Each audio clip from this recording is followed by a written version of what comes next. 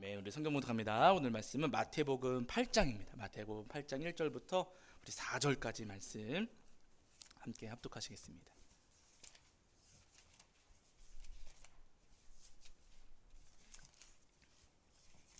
마태복음 8장 1절부터 4절까지입니다. 마태복음 8장 1절부터 4절까지 제가 가진 성경으로는 신약성경 11페이지 정도 있습니다. 마태복음 8장 1절부터 4절까지 우리 찾으신 줄 알고 한 목소리로 합독하겠습니다. 함께합니다. 예수께서 산에서 내려오시니 수많은 무리가 따르니라. 한 나병 환자가 나와 절하며 이르되 주여 원하시면 저를 깨끗하게 하실 수 있나이다 하거늘 예수께서 손을 내밀어 그에게 대시며 이르시되 내가 원하노니 깨끗함을 받으라 하시니 즉시 그의 나병이 깨끗하여진지라. 예수께서 이르시되 삼가 아무에게도 이르지 말고 다만 가서 제사장에게 내 몸을 보이고 모세가 명한 예물을 드려 그들에게 입증하라 하시니라. 아멘. 우리 자리에 앉으시겠습니다. 여러분 한 주간 평안하셨지요? 네, 지난 한 주간에도 복잡한 세상에 사시면서 온갖 일을 겪으시고 또 지치고 고단하셨을 텐데 그럼에도 불구하고 하나님 앞에 나와서 예배하는 저와 여러분 위에 우리 주님께서 주시는 위로와 은혜가 가득하기를 주의 이름으로 간절히 축원합니다. 자, 지난주에는 저희가 사무엘상 19장 말씀을 통해서 우리에게 주시는 은혜를 함께 나눴는데요. 지난주 말씀 보시면은 사울왕은 굉장히 처음에는 훌륭한 왕이었습니다. 키도 크고 그리고 굉장히 믿음직스러운 그런 사람이었죠. 그러나 왕이 된 이후로 이 사울왕은요 계속해서 내리막길을 걸었고 결국에는 이 사울왕이 정말로 초라하고 손가락질 받고 조롱받는 모습으로 전락하게 됩니다. 반대로 다윗 같은 경우는 어리고 키가 작았고 조금은 모자라고 부족한 모습이었지만은요 하나님께 기름 부음 받은 이후로 다윗의 삶은 점점점 더 멋진 모습으로 훌륭한 모습으로 변화되는 것을 저희가 볼 수가 있어요. 사울왕은 내리막길을 걸었지만은 다윗은 계속해서 오르막길로만 올라갔습니다. 사울왕이 그렇게 훌륭한 모습이었는데 왜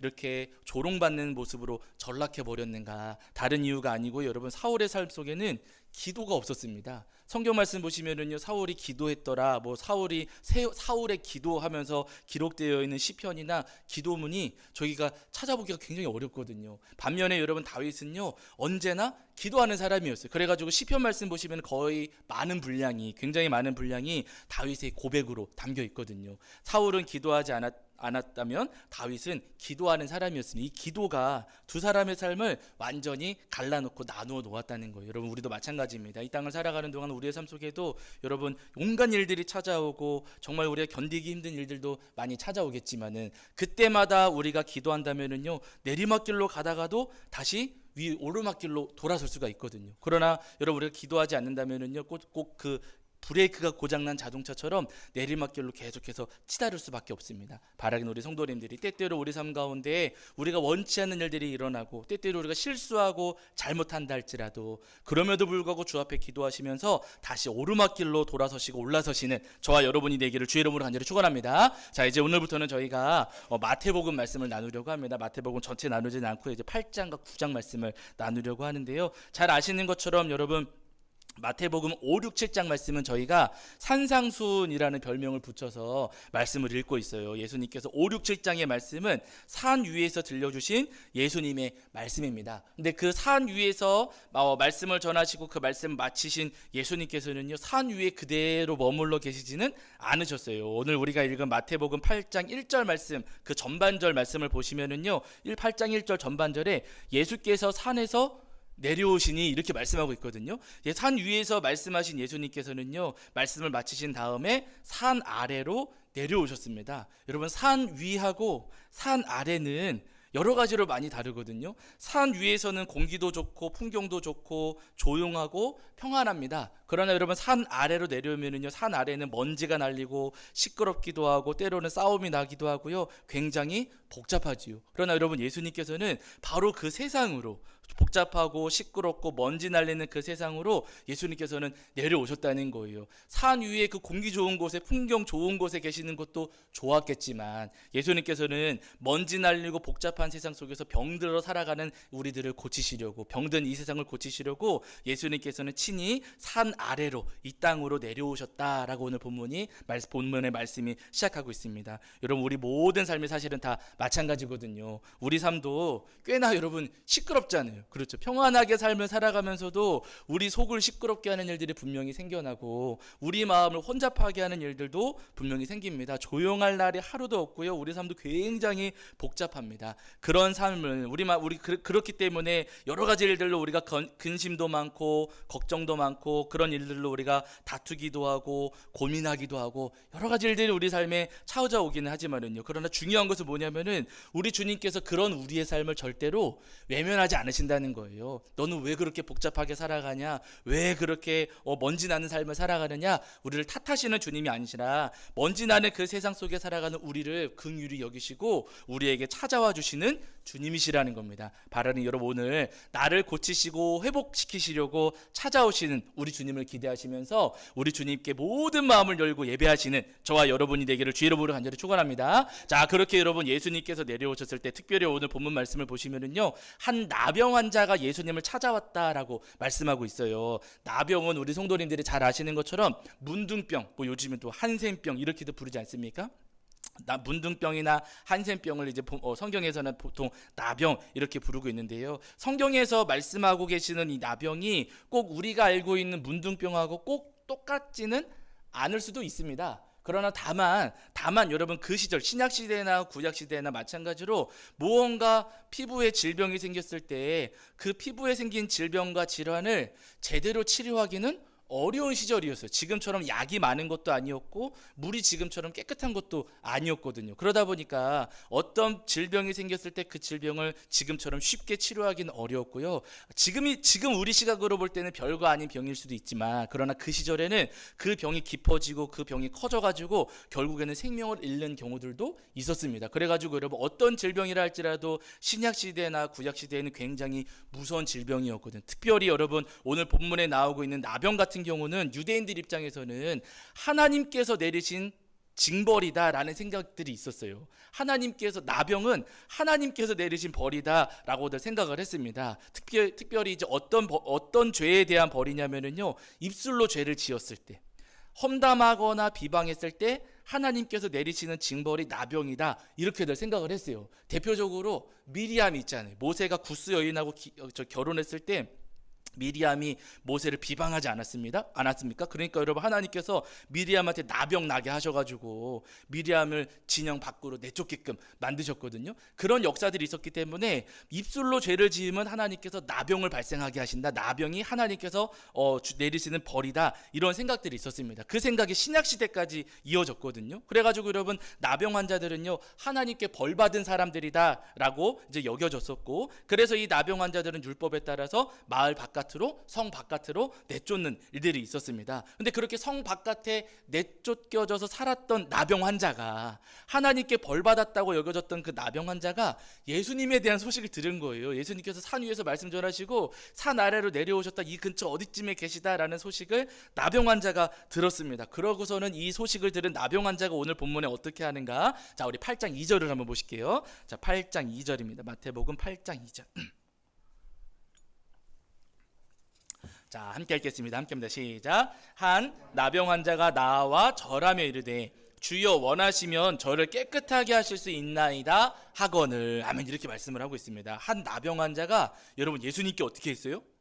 나왔다 이렇게 말씀하고 있어요. 한 나병 환자가 나와 절하며 이르되 이렇게 말씀하시지 않나요?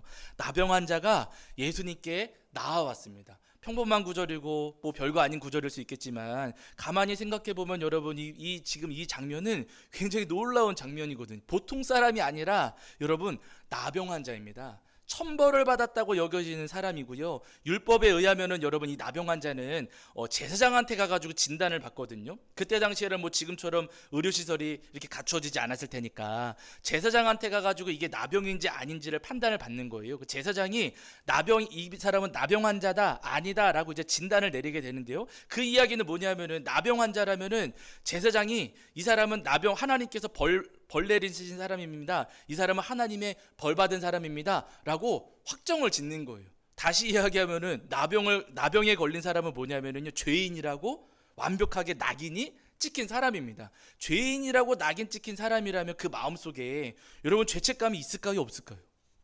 있겠지요. 아무래도 제사장이 나한테 죄인이라고 했고 나한테 나병 환자라고 했으니까 나는 무언가 하나님 앞에 큰 죄를 지은 사람이다라고 하는 어마어마한 죄책감이 그 마음에 있었을 거예요. 거기다가 나병 환자니까 그 모습이 아마 꽤나 보기 어려운 모습이었을 겁니다. 예. 신체 일부가 떨어져 나갔을 수도 있고요. 아마 몸 여기저기가 막 썩어 들어가면서 피고름이 나고 있을 수도 있고 분명히 냄새도 났을 거고요. 그 모습이 그냥 보통 사람의 눈으로 바라볼 때 보기 어려운 모습이었을 거예요. 가끔 여러분 보시면은 그 아토피 심한 아이들도 여러분 그 모습 우리가 참 보기가 굉장히 어려울 때가 있지 않아요. 아마 그보다 더 심각한 모습을 이 사람이 가지고 있었을 겁니다. 그런데 그렇게 나는 죄인이라고 하는 죄책감이 있고 내 몸에서는 지금 냄새가 날 수도 있고 지금 고름이 터지고 피가 흐르고 신체 일부가 막 떨어져 나간 그런 처참한 모습인데 여러분 그런 모습으로 예수님께 나오는 것이 쉬웠을까요? 어려웠을까요? 어렵죠. 보통 사람 만나는 것도 어려운데 내가 이런 모습으로 감히 예수님께 나아갈 수가 있을까? 라고 하는 마음의 장벽이 분명히 있었을 거라는 거예요. 그러나 여러분 놀라운 것은요, 이 나병 환자는요 자신의 모습이 그렇게 볼품없고 그렇게 처참한 모습이었을지는 모르겠지만 그럼에도 불구하고 용기를 내서 예수님께 찾아가 엎드렸다는 거예요. 예, 그 장면이 오늘 본문에 기록되어 있는 겁니다. 그러면서 여러분 이 사람이 용기를 내서 예수님께 찾아온다음에 뭐라고 하는가? 우리 2절 말씀 다시 한번 보실게요. 자, 8장 2절 다시 한번 보시겠습니다. 8장 2절입니다. 8장 2절 함께 읽겠습니다. 시작. 한 나병 환자가 나와 절하며 이르되 주여 원하시면 저를 깨끗하게 하실 수 있나이다 하고는 이렇게 고백을 합니다. 이 사람이 여러분 예수님께 나와서 예수님께 말씀을 드려요. 그냥 예수님께 와가지고 엎어져 있는 것이 아니라 엎드려 있는 것이 아니라 이 환자가 나와서 예수님께 말을 합니다. 여러분 구약의 율법을 보시면은요 나병 환자는 감히 평범한 사람들에게 말을 걸 수가 없었어요. 윗입술을 가리고 침이 튀어가지고 그 침 때문에 자기의 부정이 다른 사람들한테 전염될 수 있으니까 입술을 가리고 부정하다 나한테 가까이 오지 마세요. 멀리서 그렇게 외쳐야만 했거든요. 그런데 여러분 이 나병 환자는 지금 예수님께 가까이 와가지고 예수님께 고백하며 말씀을 드리고 있는 거예요. 자신의 모습이 그렇게 볼품없고 자신에게 창피한 모습이 있고 부끄럽고 초라하고 부정한 모습이지만 그렇게 망가지고 모자라고 못난 모습일지는 모르지만은요 그럼에도 불구하고 예수님께 나아왔고 그럼에도 불구하고 예수님께 지금 말씀을 드리고 있다는 겁니다. 그랬을 때 이 사람이 그렇게 예수님께 나와서 예수님께 말씀을 드렸을 때 예수님께서 여러분 뭐라고 하십니까? 이 더러운 사람아 저리 가라. 너는 죄 지어서 그렇게 벌 받은 거 아니냐? 호통 주시고 쫓아내시는 것 아니고요. 오늘 3절 말씀 보시면 예수님께서 이렇게 말씀하십니다. 3절 보실게요. 3절. 자, 마태복음 8장 3절입니다. 함께 합니다. 시작. 예수께서 손을 내밀어 그에게 대시며 이르시되 내가 원하노니 깨끗함을 받으라 하시니 즉시 그의 나병이 깨끗하여진지라. 아멘. 이렇게 말씀하세요. 여러분 이 나병 환자가 예수님께 나왔을 때 예수님께서 쫓아내셨습니까? 만나주셨습니까? 만나주셨어요. 정말로 여러분 처참한 몰골로 예수님께 나왔을 때 예수님께 나와서 말씀드리고 엎드렸을 때 예수님께서 외면하셨습니까? 손 내미셔서 만져주셨습니까? 만져주셨어요. 만지는 것조차도 굉장히 괴로운 그리고 어려운 상황이었을지 모르게 예수님께서는요 그가 나아왔을 때 만나주시고 만져주시는 주님이셨다라고 오늘 본문이 우리에게 말씀하고 계세요. 그의 모습이 눈뜨고 볼 수 없는 처참한 모습이었고 여기저기 불편한 것들이 많은 상황이었지만은요 그리고 그의 모습 가운데 정말 우리가 눈뜨고 볼 수 없는 것도 분명히 있었을 수 있겠지만 그러나 예수님께 나왔을 때 예수님께서는 외면하지 않으시고 만나주시고 만져주셨다라고 오늘 보면 말씀하십니다. 여러분 오늘 우리도 다 마찬가지입니다. 사실 돌아보면은요 여러분 우리에게도 나병과 같은 것들이 분명히 있어요. 우리 육체에는 없을지 모르겠지만은요 우리 마음속에 나병과 같은 피고름이 여러분 있습니까 없습니까? 있어요. 눈뜨고 볼 수 없는 것들이 우리 마음속에도 있고요. 우리 마음에도 험담하고 비방하고 비난하는 더러운 것들이 분명히 우리 마음속에도 가득합니다. 추하고 더러운 모습들이 우리 안에 있고 나병 환자처럼 냄새나는 죄악들이 우리 마음속에도 분명히 있거든요. 그러나 여러분 그렇게 악취를 풍기는 죄인이라 할지라도 우리가 예수님께 나아가기만 한다면 예수님 우리를 외면하지 않으신다는 거예요. 우리가 나아가기만 한다면 주님은 우리를 분명히 만나주시고요. 우리가 주님께 고백하기만 한다면요 주님 우리를 긍휼히 여겨주시고 우리를 만져주시는 주님이시라는 겁니다. 바라는 여러분, 우리의 마음과 우리의 삶이 부끄럽고 초라하고 모자란 모습이라 할지라도 오늘 우리를 만나주시고 만져주시는 우리 주님을 기대하시면서 어떠한 상황 속에서라도 주님께 나아오시는 저와 여러분이 되기를 주의 이름으로 간절히 축원합니다. 특별히 여러분, 오늘 본문에서 우리가 이 나병 환자에게 배워야 할 것이 한 가지가 있어요. 여러분 생각을 한번 해보세요. 이 나병 환자에게 가장 시급한 문제, 나병 환자가 가지고 있었던 가장 큰 기도의 제목, 여러분 뭐였겠습니까? 병 고쳐주세요. 여러분 나병 고쳐주세요 아니겠습니까? 나병 환자 입장에서 이렇게 살점이 막 떨어져 나가고 피고름이 오르고 가족도 만나지 못하고 사람들도 가까이 하지 못하고 여러분 얼마나 괴로웠겠어요. 그러니까 나병 환자 입장에서 가장 시급한 문제, 가장 큰 기도의 제목은요, 나병입니다. 하나님, 예수님 이 나병 좀 고쳐주세요 하는 것이 가장 큰 기도의 제목이었으리라 생각이 됩니다. 그러나 여러분, 이 나병 환자가 예수님께 나왔을 때 그가 가장 먼저 고백한 게 무엇인가, 여러분 가만 다시 한번 들어보세요. 8장 2절이거든요 8장 2절. 자, 함께 읽겠습니다. 2절 시작. 한 나병 환자가 나와 절하며 이르되 주여 원하시면 저를 깨끗하게 하실 수 있나이다 하거늘, 이렇게 고백합니다. 여러분 병 고쳐주세요라고 했습니까? 아니에요. 예수님 저를 깨끗하게 해주세요 라고 지금 고백하고 있는 거예요. 예수님께서 원하신다면 저를 깨끗하게 해주실 수가 있습니다. 여러분 누가 보더라도 병 고쳐주세요가 먼저 나오는 게 지금 맞거든요. 그러나 병 고쳐주세요라고 말씀하지 않고요, 예수님, 주님께서 원하신다면 저를 깨끗하게 해주실 수 있습니다. 주님은 저를 깨끗하게 해주실 수 있습니다 라고 지금 이 나병 환자가 깨끗하게 해달라고, 자신의 더러운 죄를 깨끗하게 해달라고 지금 예수님께 간구하고 있어요. 그러니까 예수님께서 또 뭐라고 말씀하십니까? 우리 이어지는 3절도 보실게요. 3절 자 읽겠습니다. 시작. 예수께서 손을 내밀어 그에게 대시며 이르시되 내가 원하노니 깨끗함을 받으라 하시니 즉시 그의 나병이 깨끗하여진지라. 아멘. 이렇게 고백하고 있습니다. 말씀하고 있습니다. 여러분 여기 내가 원하노니 깨끗함을 받으라 예수님 말씀하시거든요. 예수님께서 내가 원한다 라고 말씀하세요. 더러운 죄가 깨끗해지는 것, 마음에 있는 죄를 씻는 것, 여러분 그것을 예수님께서도 원하시는 바라고 말씀하시는 거예요. 무엇보다도 우리 주님께서 원하시는 것은요, 우리가 깨끗해지는 것입니다. 내가 잘 사는 거, 내가 유명해지는 거, 내가 뭐 돈 많이 버는 거, 여러분 그거 우리 예수님께서 먼저 원하시는 거 아니고요, 예수님께서 우리에게 기대하시는 바가 있다면 우리가 깨끗해지는 것을 주님께서도 원하셔요. 그렇게 예수님께서 원하시는 바를 이 나병 환자가 간구하며 기도하고 예수님께 부탁을 드리니 예수님께서 그 간구를 지금 들어주시거든요. 그래가지고 여러분 어떤 일이 벌어집니까? 잘 아시는 장면이지만 그의 나병도 예수님께서 그를 깨끗하게 해주시고 그의 나병도 예수님께서 더 겸하여 깨끗하게 지금 고쳐주시는 장면이 오늘 본문에 기록되어 있습니다. 여러분 우리도 마찬가지입니다. 우리 삶에도 회복되어야 할 것들이 굉장히 많고요, 우리 삶에도 고쳐져야 할 것들이 굉장히 많습니다. 우리 삶 속에도 우리를 괴롭히고 있는 기도의 제목들이 분명히 있고, 우리 삶에도 여러 가지 문제들, 여러 가지 과제들, 여러 가지 난제들, 해결되어야만 하는 것들이 분명히 우리 삶에도 있거든요. 그러나 여러분 그 문제를 놓고 우리가 기도하기 전에 그 전에 먼저 우리가 기도하고 예수님께 구해야 할 것이 한 가지가 있다면은요, 오늘 본문의 나병 환자처럼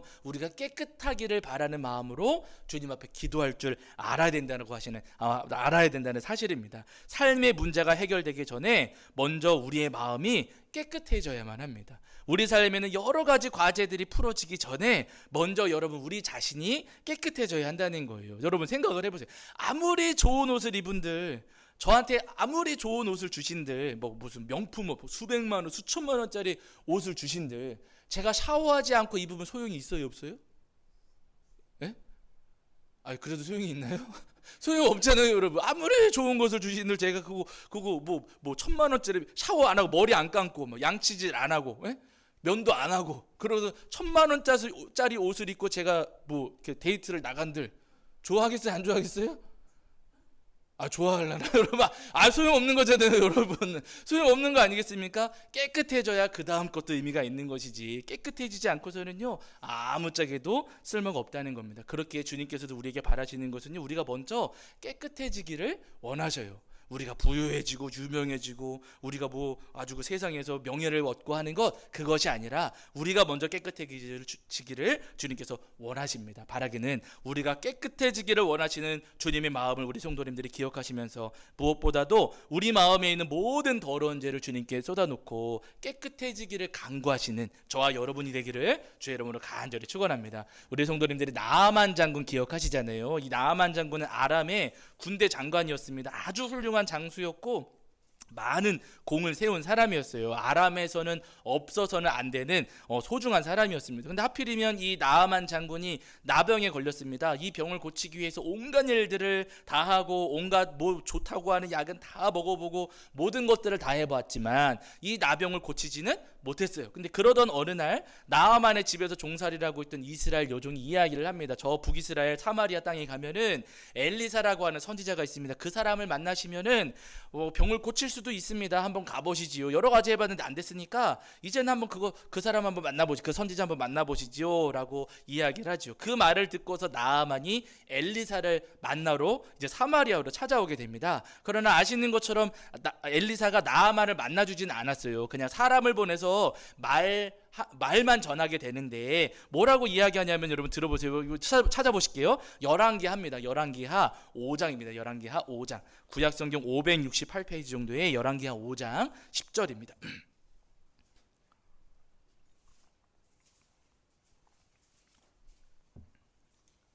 열왕기하 5장 10절.